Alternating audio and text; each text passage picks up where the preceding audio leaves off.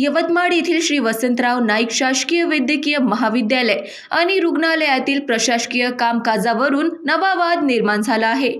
2018 पासून प्रशासकीय अधिकारी म्हणून कार्यरत असलेले संतोष झिंजे हे वरिष्ठ स्तरावरून आदेश असूनही पदावर कायम असल्याचा आरोप गुरुदेव युवा संघाने केला आहे।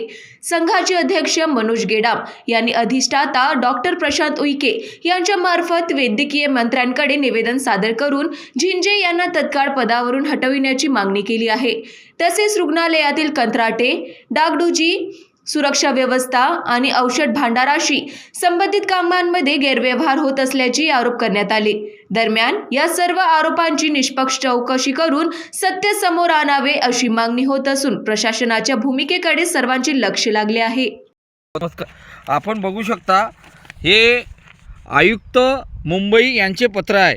यामध्ये चक्क म्हटलं आहे 1/4/2026 रोजी परवीन लितकर यांना दोन्ही चार्ज देण्यात आले आणि तसेच 25/8/2025 रोजी संतोष पंजाबराव झिंगे प्रशासन अधिकारी यांच्याकडून चार्ज काढण्यात आले, परंतु अद्यापही ते चार्ज सोडायला तयार नाही आहे। त्या खुर्चीला का सोनं लागू नये का मलाही लागू नये, वरिष्ठांनी आदेश करूनही अद्यापपर्यंत ते खुर्ची सोडत नाही आहे। यासाठी अधिष्ठाता मार्फत आम्ही वैद्यकीय मंत्री यांना निवेदन दिलं आहे का अति तात्काळ यांना खुर्ची खाली करा आणि जो लितकर साहेब आहे यांना तो चार्ज देण्यात यावे।